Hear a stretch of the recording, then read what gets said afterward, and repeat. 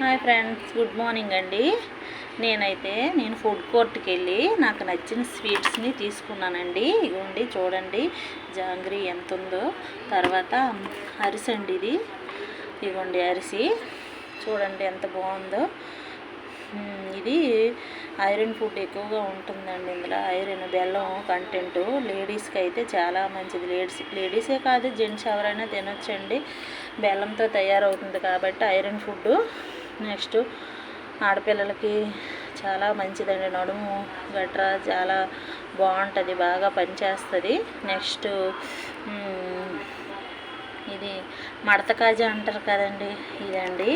Next laddu అండి, ఇదండి కోవా, ఇది పాలకోవా చేసి తీసుకున్నానండి.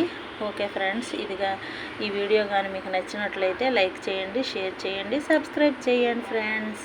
Bye guys.